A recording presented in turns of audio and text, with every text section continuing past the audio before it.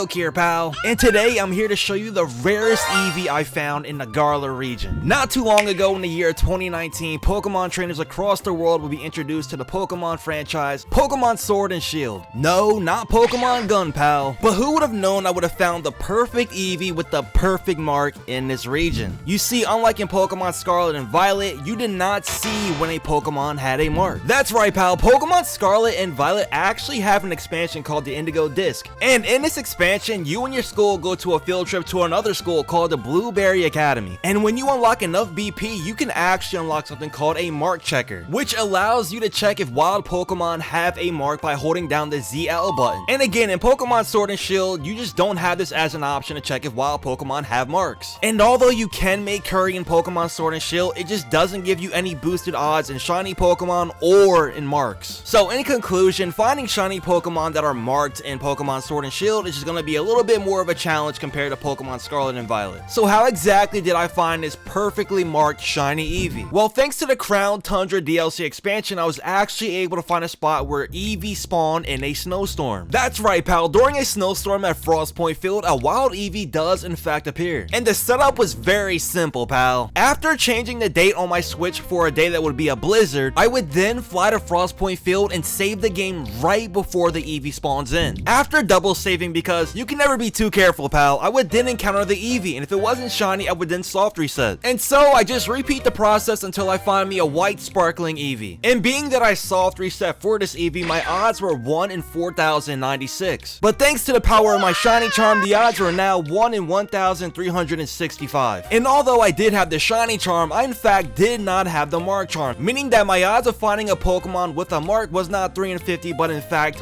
1 in 50. So in short, we have a 1 in 68,250 chance of finding us a shiny Eevee with the blizzard mark, which I of course did eventually find, but unfortunately I did not record my reaction, since at the time I wasn't home, I was actually at a hotel. But after finding the shiny Eevee with the blizzard mark, I wonder, which evolution are we gonna evolve it into? Of course, it's Glaceon, pal. It's one of my favorite evolutions in the whole wide world. Yes, I have an Umbreon, but Glaceon has been my favorite evolution since Gen 4. And although ice types are one of the hardest types to use in competitive battling, I really do love using Glaceon. And let's be honest, pal, sending out a shiny Glaceon that says Glaceon the Shivering is such a flex. And I think we can all agree that the blizzard mark is in fact the perfect mark for a Glaceon. A shiny one at that, pal. Now, although we do have the perfect mark for this Glaceon, I thought to myself, why stop there? And so this is where I started my Ribbon Master journey for my Glaceon to become...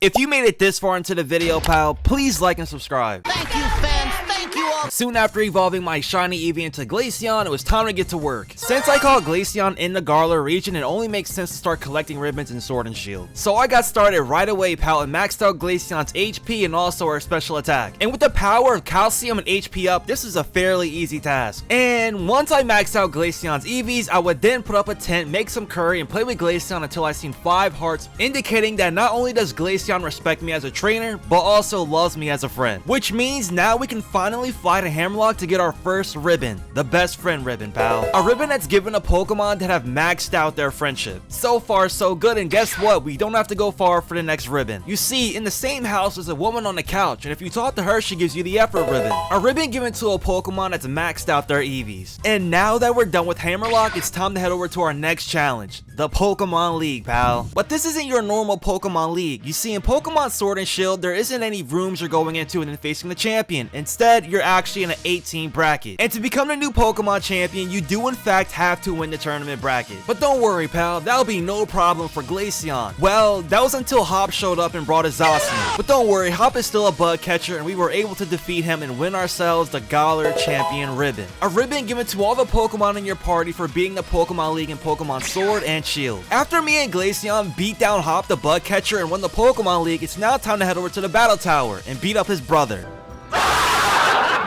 You see, the battle tower is somewhat like ranked. You have your Pokeball tier, your Great Ball tier, Ultra Ball tier, and also your Master Ball tier. And once you reach Master Ball tier and beat 10 trainers in a row, you will then be approached by the former Pokemon champion, Leon. Now you can choose between singles or doubles, pal, but I wanted to get it over with, so I went singles. And finally, after defeating 10 trainers, Leon did show his face, but he was a little upset that I took his spot as Pokemon champion. But it doesn't matter, pal, because he still couldn't beat me once again. Even with his G-Max Charizard in front of a Glaceon, he was still no match for the Pokemon champion, Kyriok, pal. So after beating Leon at the Battle Tower, we were then awarded the Battle Tower Ribbon. A ribbon given to all the Pokemon in your party that helped you defeat Leon in the Master Ball tier at the Battle Tower. There is technically another ribbon we can get in the Galar region, but we're gonna save that ribbon for Paldea. So moving on, we're heading over to the Sinnoh region. Compared to Pokemon Sword and Shield, the ribbons in Pokemon Brilliant Diamond and Shining Pearl is way more, pal. Starting in Sunny Shore City, there is a woman that gives you a ribbon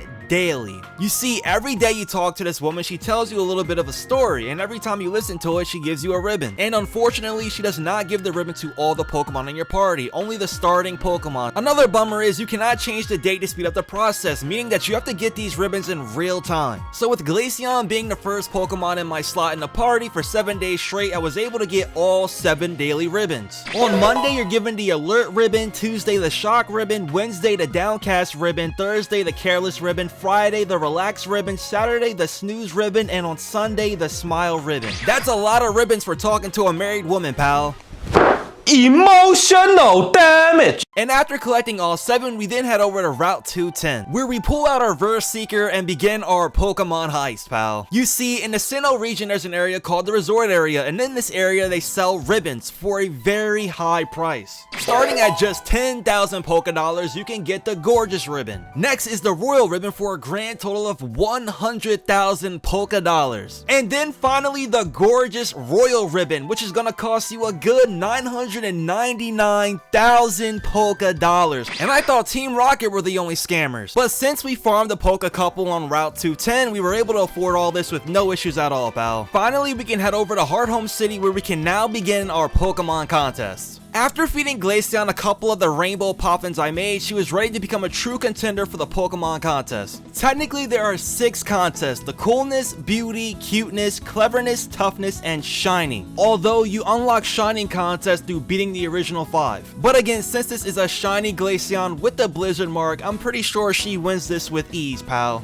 And after Glaceon won Master Rank for each category, she was then awarded the Twinkling Star ribbon, a ribbon given to a Pokemon that beat all ranks of Super contests in each category. Now that we've got all our contest ribbons, it's time to head over to the Sinnoh Pokemon League. Being that this is Gen 4, this is going to be a traditional Pokemon League setting, meaning that there is no tournaments whatsoever, pal. We then fly through each room with no issues whatsoever until we encounter Cynthia. Once we reach the champion's room, it's pretty much game, pal. Cynthia's ace is literally 4 times weakness to ice, which Glaceon pretty much just destroys. Sorry, Togekiss and Garchomp, but this really isn't your matchup. And after defeating the Pokemon champion Cynthia, we are then awarded the Sinnoh champion ribbon. After defeating the Pokemon League, we can now head over to Route 213, and there lies a house, and inside this house, a guy hands you over the Footprint ribbon, a ribbon given to a Pokemon that has leveled up 30 times since it was caught or has max friendship. Being that we got the Effort ribbon, Best Friend ribbon, and Tower Master ribbon in Pokemon Sword and Shield, we don't have to worry about those at all. And fun fact, the Tower Master ribbon is way easier to get in Pokemon Sword and Shield compared to Pokemon Brilliant Diamond and Shining Pearl. Now that we collected all ribbons from the Sinnoh region, it's time to go back to the past,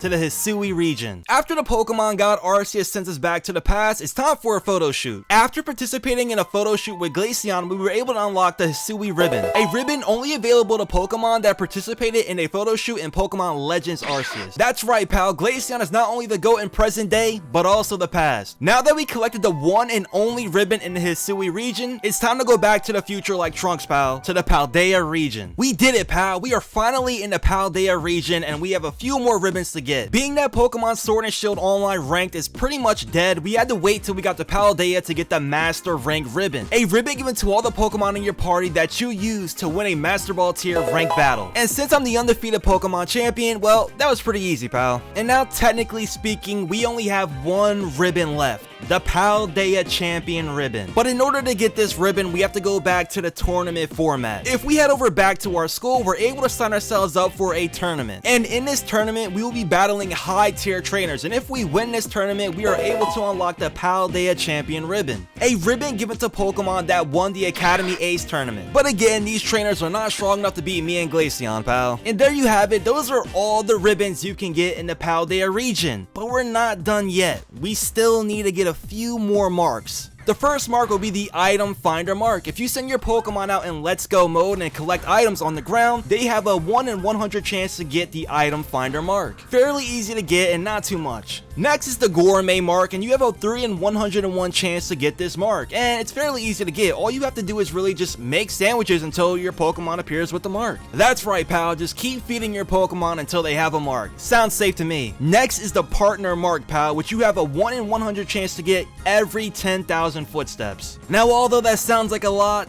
don't worry, pal, I'm gonna get you right. If you head over to the city of Cortando, there is a restaurant, and above that restaurant is where you have your gym battle. Grab yourself a rubber band and tie it around the analog sticks. Depending on what game you're playing, make sure you hop on Miraidon or Koraidon. And then there you go, pal, you should be spinning in circles, and just do this while you go to sleep, and when you wake up, you should have the partner mark. And if you don't, that's cool. If you gotta go to work or go to school, do it again until you come back and you have the partner mark. Again, you still have a 1 in 100 chance for each 10,000 steps, so it's not guaranteed. It could take a couple hours or even a couple days, pal, but you're gonna get it eventually. And then finally, there is one last mark you could get by chance, and that's gonna be either the jumbo mark or the mini mark. And this all depends on the size of your Pokemon. If you have a very large Pokemon, you're gonna get the jumbo mark. If you have a very tiny Pokemon, it's gonna be a mini mark. And you can check this at the Pokemon school by talking to this lady with 2 different size Pachirisu. But unfortunately, my Glaceon is neither too big or too small. It's just a perfectly sized average Glaceon, and that's fine. And there you have it, pal. This is how I found the rarest Eevee and turned it into a Ribbon Master shiny Glaceon with the Blizzard mark. This was honestly a very fun experience, and I hope to find more Pokemon with rare marks such as this. And honestly, I can't wait to see the new ribbons that Pokemon Legends ZA bring to the Pokemon franchise. Thank you guys again for watching. I really do appreciate it. After playing some Overwatch, I decided to name my shiny fox Kiriko. Thank you guys again. I appreciate all the love and support, and I hope to see you guys next time. Smell you later, pal.